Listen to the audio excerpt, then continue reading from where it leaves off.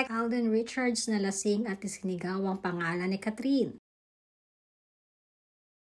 Vacation mode pa din ng Asia superstar at ang Asia's multimedia star na si Alden Richards. Deserve naman nila itong dalawa dahil alam naman natin na kung gaano naging kabisi sa kanilang mga trabaho sina Alden at Catherine sa kanilang mga commitments.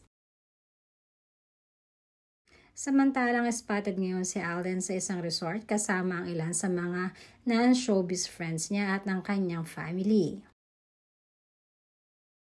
At sa mga video nga na kumakalat sa social media ay kapansin-pansin na hindi lamang ang summer body ni Alden kundi ang pag-enjoy nito kasama ang kanyang mga kaibigan at pamilya sa kanilang naging outing.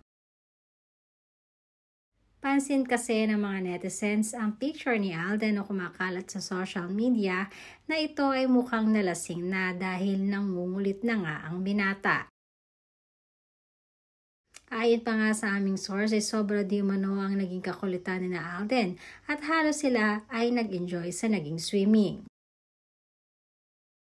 Sa isang pagkakataon hindi umano habang kumakanta si Alden sa video ay kinanta pa nito ang theme song nila ng Hello Love Again.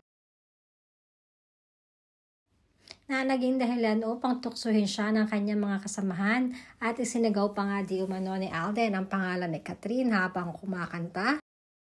At ganoon na rin ang screen name nito na Joy sa movie nilang dalawa.